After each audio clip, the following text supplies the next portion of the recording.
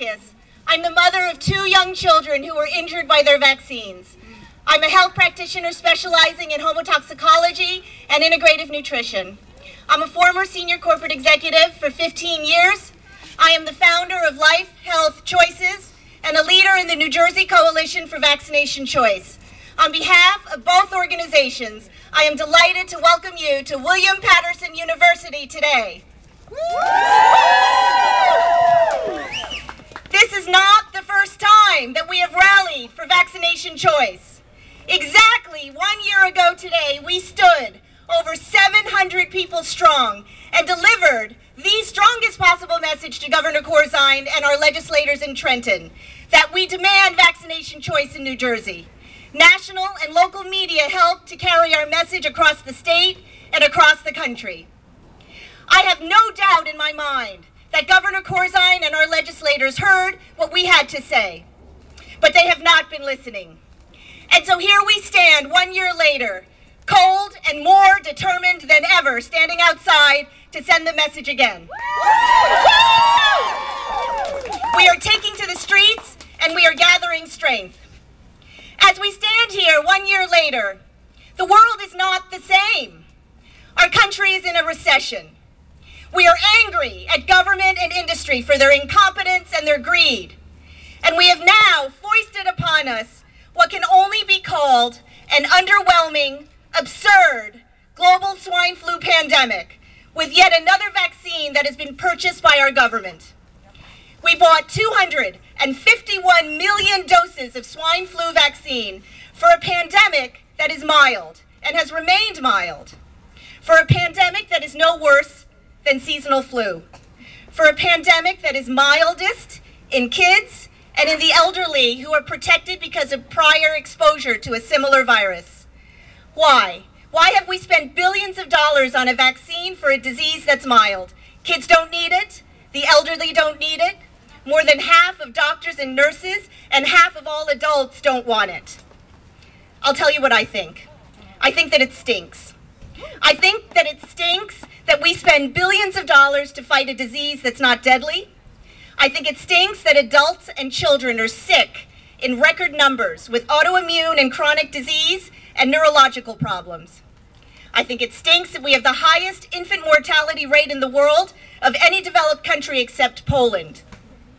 I think it stinks that our government asks us to be good citizens and get vaccinated to protect society, but they won't stand by us. If they're so safe, why is government protected from all liability related to vaccine injury and death? And where are the billions of dollars for our children to understand why so much asthma, why so much ADD and ADHD, autism, seizures, peanut anaphylaxis, and learning disabilities? This brings us back to the subject of choice. We stand here because we demand passage of Assembly Bill 260, Senate Bill 1071, the conscientious exemption to mandatory immunization. It's a bill that has been in the New Jersey legislature in one form or another for over a decade. It's a freedom that 18 states in the United States has and over 50% of the population enjoy, but not New Jersey. The eyes of the nation are on us right now. There is no doubt that this is a defining issue of our times. New Jersey may be the first state in the country to rally for the freedom of choice, vaccination choice, but it won't be the last. Parent-led activism is taking to the streets.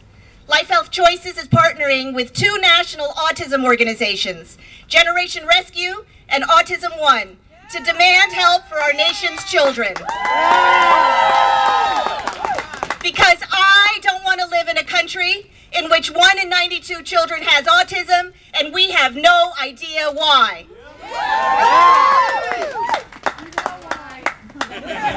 We know why. Several housekeeping chores. I need to say this, there's several bathrooms. There's one in here, the Shea Center, the atrium, and the library. So if you need a bathroom, it's close. Secondly, as people start entering the debate, if there's a person of interest, this is to the speakers, we may start chanting and briefly interrupt you. So don't get rattled, you can start right back up again. Third, there are a few donation boxes circulating around. If you're moved to make a donation in support of vaccination choice in New Jersey, please give generously. And fourth, if you're with the press, pick up a business card. My website, Life Health Choices, has contact information for every speaker here today. Okay, we're going to get started with the speakers. You are in for a real treat today. We have over 24 passionate, credentialed speakers who stand in their integrity as consummate professionals, true leaders, prominent citizens, and everyday heroes.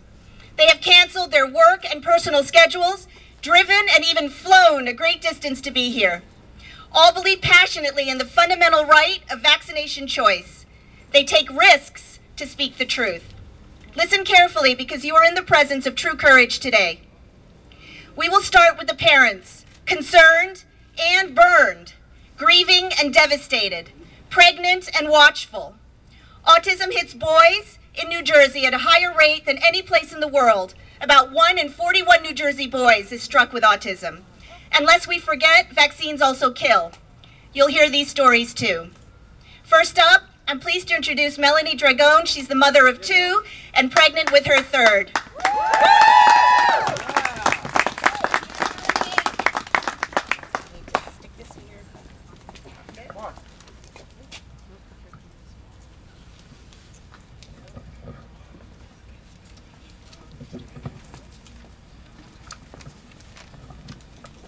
Thank you so much, Louise. I want to start by thanking you for coordinating this amazing event. And I want to commend all of you for being here and sharing my passion for vaccine choice in New Jersey. As parents, our job is to protect our children and make the best decisions we can on behalf of our children. What we are asking for today is to be granted the freedom to choose which pharmaceuticals we will allow to be injected into the bodies of our children. Like with any other medical procedure, there are risks involved with vaccination, and we are asking the New Jersey government to trust that even parents without medical degrees can research vaccinations, weigh the risks and benefits of each vaccine, and make the right choice for our families. New Jersey mandates 45 doses of 14 vaccines for school entry. This is 36% more than the next highest state. New Jersey needs to let parents decide.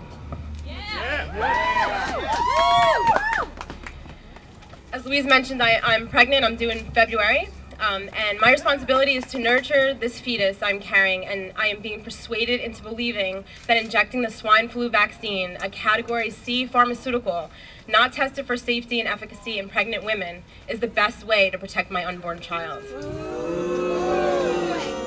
If pregnant women are at a greater risk for swine flu, at least give us all the facts. Inform us of the risks associated with receiving the vaccine, allow moms to make an informed decision, not to be pressured by the media's fear-based strategies. Why isn't the media reporting the risks associated with injecting a pregnant woman with a Category C pharmaceutical? I have the right to be fully informed. The message here today is to become educated and challenge the medical model we have all come to adhere to. Parents in New Jersey need to be educated medical consumers on behalf of the children in their lives. Become empowered, know your rights, and join us in the fight for vaccine choice in New Jersey. Help us pass the conscientious exemption bill in New Jersey.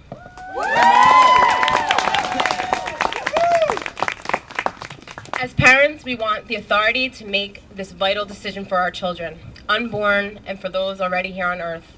Take charge of our children's health care and demand choice in New Jersey. Thank you.